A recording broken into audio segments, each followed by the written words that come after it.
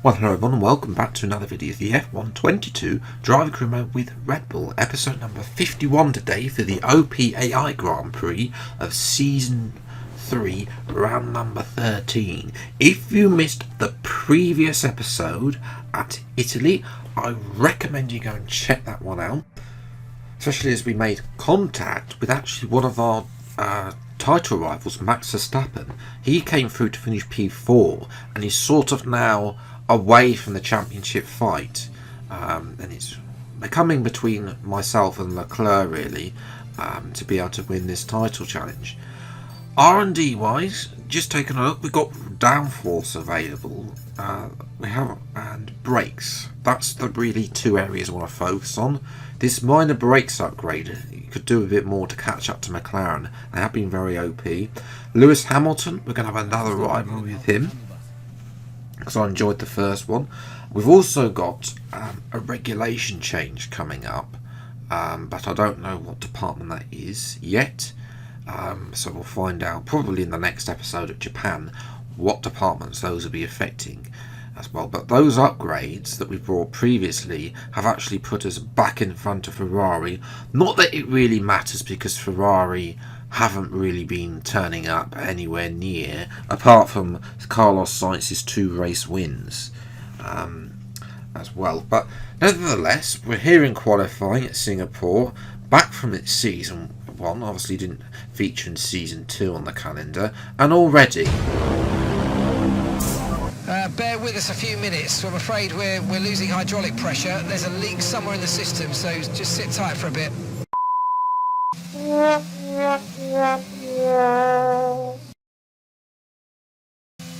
So this race weekend has got off to an absolute delightful start by firstly having that brake failure, and then I forgot to change all the components over, so we have warm engine components. So we're trying to qualify warm engine components. Not only that, the AI are absolutely overpowered at Singapore. I don't know why they're overpowered, because I think it's something to do with the curbs, bearing in mind that the racing line is on half of them on F122. Obviously they've changed the nature of the curb to give you the traction. We all know how the AI in the early part of this game were overpowered on traction. They still are slightly overpowered on traction at certain corners. So it's a sad sight and sorry sight that we're going to say farewell to Singapore in this game, because it is just, well, I mean, this is for qualifying. I had to substantially reduce I'm going to substantially reduce the AI even further for the race. We'll see what we do. We are 1.1 second up, but looking at that, we're just a tenth faster than Stroll through the middle sector for 16th. Yeah, not where we want to be at the front of the grid.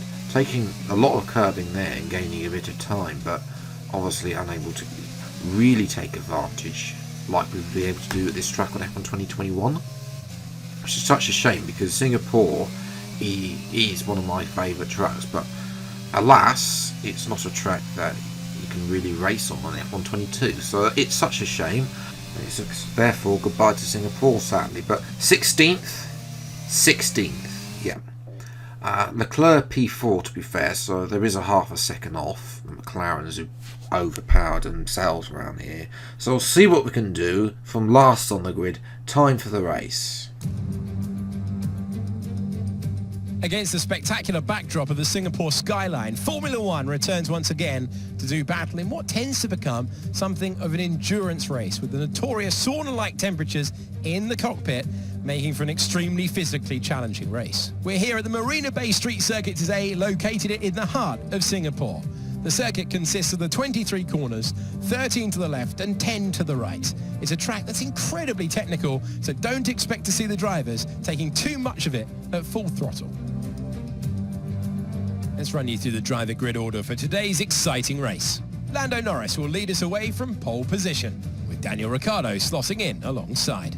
Looking at the rest of today's grid, we have Sainz, Leclerc, George Russell and Verstappen, Hamilton, Vettel, Ocon and Alex Albon, Gasly, Magnussen, Valtteri Bottas and Tsunoda, Zhou, Stroll, Robert Schwartzman and Mick Schumacher, Latifi and Phoenix. It's almost time for the lights to go out, so let's head down to the track where preparations are underway. It's just about time to go to the track for the beginning of the race, but before we do, Natalie Pinkham, what types of strategy do you think we can expect going into today's race? Well, there's a lot that both driver and the team have to keep in mind when going into a race. The tyres, fuel, energy recovery system, the list goes on and on. But I think the key to today's victory will come down to the pit stop strategy. Come in too soon and you might find yourself needing more than one stop. Too late and you're putting yourself at a disadvantage by spending longer on worn tyres. After the points finished last race, let's aim to keep that momentum going. That is going to be tough, Mark, I'm not going to lie. We're going to try the alternate strategy where it is a desperate situation. I have lowered the AI since qualifying, but it's still going to be a tough ask to be able to make inroads. We might be able to get towards the top 10, but I don't know whether or not we'll be able to make it 2 points. We'll have to wait and see on medium tyres. 5 red lights, the Singapore Grand Prix. And away we go, and it's a usual dreadful start. As well, the 2 Haas cars already going. There's an Aston Martin, narrowly missing Latifi on the outside to make a lovely move all the way around the outside. They had a lot better downforce, and they're up to P16 ahead of Schwartzman as well as they got boxed in there. Already having a look at Zhou. One thing this car does have is good straight line speed. As well, maybe that's why they're struggling compared to other tracks. So it's a double dive bomb on Zhou and Sonoda. That's a very good move. Obviously, we're trying to get through these slower cars. The Williams, I think the Williams is actually the slowest car on the grid. The Alfa Romeo hasn't got really, is not much better as well. Next up is Bottas, who's regretted his move to Aston Martin every single race.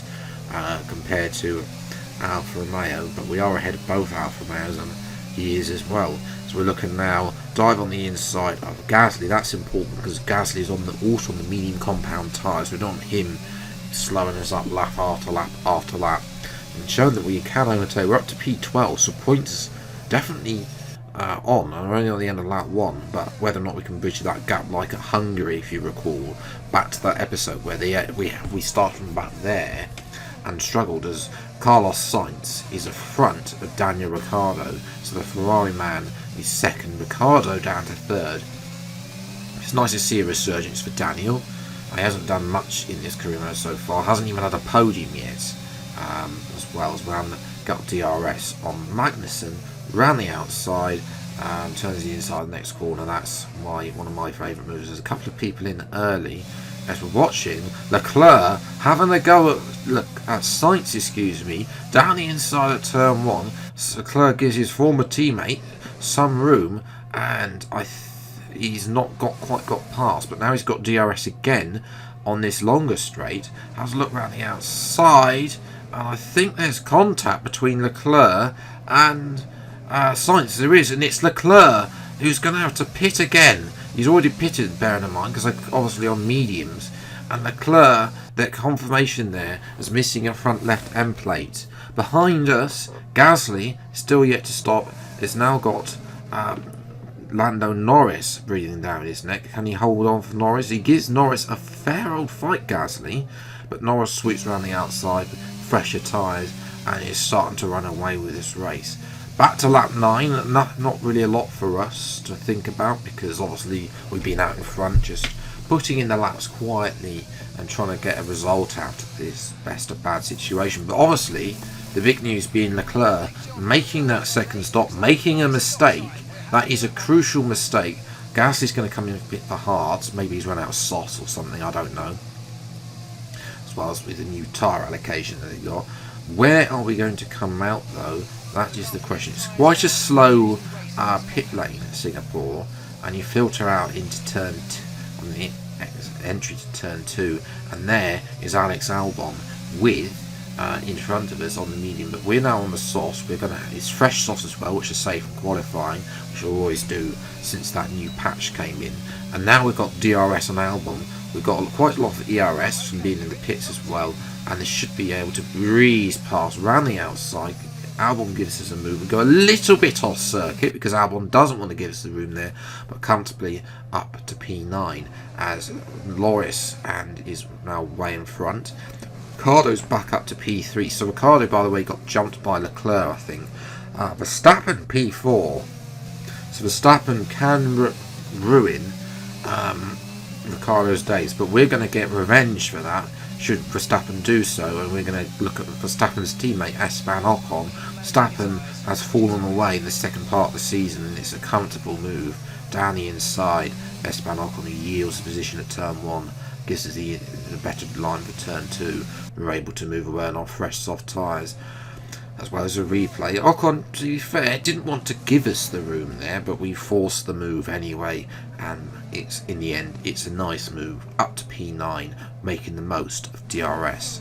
Meanwhile, a long way behind is Charles Leclerc. Made that second stop, went on to mediums, so I think there's a couple of people who may have been on softs down there at the back, but he's in amongst the Haas's, the Alfa Romeos, not looking like to score any points. So, if you had told me after qualifying that we were going to outscore Leclerc, then I would have told you no way in hell that was happening. But yes, it has actually happened. Lando Norris has won the Grand Prix, but we're coming through for what could be, bearing in mind on the 3 races we got left after this, 4 crucial points, and that's going to extend our lead even further. That could be the difference between a championship and second place, or not. It depends how close this championship turns out to be with the remaining 3 races.